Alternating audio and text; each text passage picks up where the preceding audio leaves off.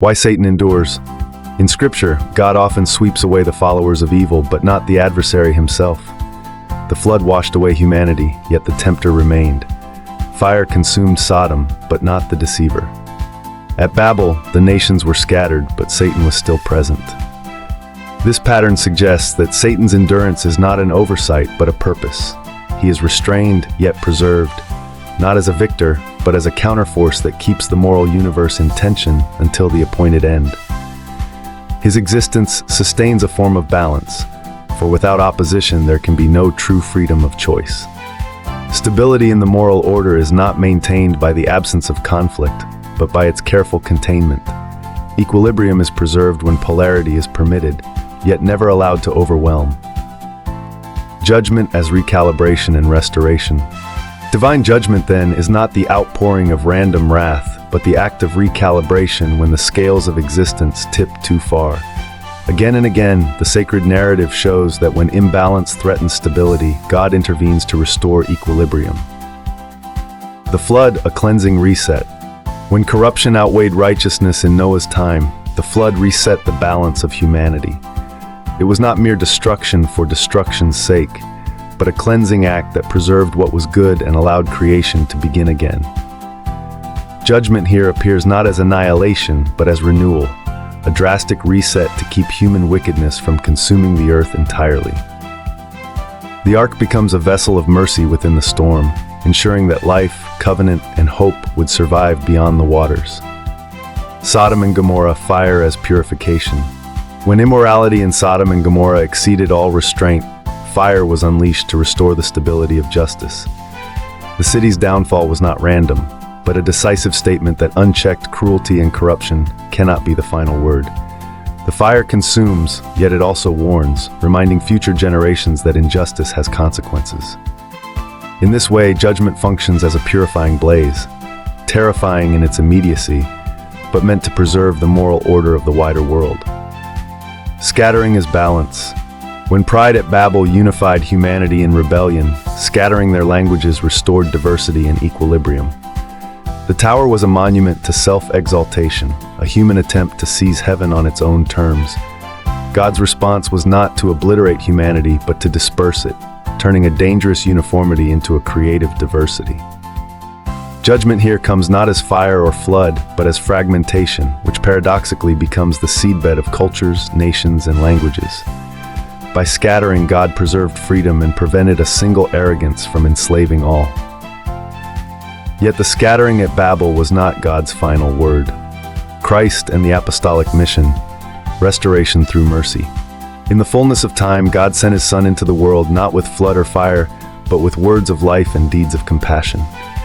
Through His preaching, miracles, and sacrifice, Jesus revealed a new path of restoration, turning evildoers into disciples, enemies into brothers, sinners into saints.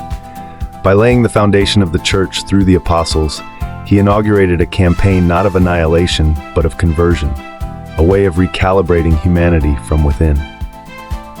Here judgment took the form of mercy, offering balance not by destroying the world, but by renewing its heart. But even this work of restoration through the church is not the end of the story. Scripture points to a final judgment yet to come, when the imbalance of evil will reach its peak and God will recalibrate creation once and for all. Armageddon, the final restoration. And in the vision of Armageddon, when imbalance will one day overwhelm the cosmos itself, the final fire will bring not chaos but ultimate restoration. Unlike the judgments of the past, this one is final, a cosmic recalibration in which evil is exhausted and righteousness is enthroned. The imagery is fierce, but its aim is peace, a world no longer teetering between corruption and renewal, but firmly established in justice. Here, judgment reaches its highest purpose, not to destroy the world, but to restore it to the harmony for which it was made. In each case, the system was never destroyed entirely, but realigned toward balance. Judgment is therefore not merely punishment, it is the deliberate act of restoring stability where equilibrium has been lost, ensuring that creation continues to stand on the principle of balance. Polarity without rivalry. It is crucial to note, Satan is not God's equal. He is subordinate, permitted, limited. The dualism here is not two rival gods, but one supreme God, allowing a counterforce for the sake of balance. The polarity of good and evil is not eternal conflict, but purposeful tension. It is a moral field in which humanity is tested, refined, and made capable of true virtue. And yet a provocative question remains. Can good exist in a world where evil has never been known? Can a positive charge exist without its negative counterpart? Can light be understood without shadow? Can God's sovereignty be fully grasped without the presence of opposition? These questions do not diminish God's supremacy, but invite reflection on the way creation itself seems to depend on polarity for meaning. Spiritual reflection.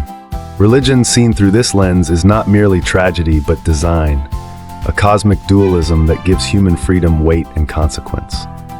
God is ultimate and Satan is temporary, but while he remains, his presence plays a paradoxical role, ensuring that light has meaning, that love is chosen freely, and that balance is preserved in the moral universe. In our own lives, imbalance sometimes calls for destruction. Habits must be broken, pride dismantled, false security scattered.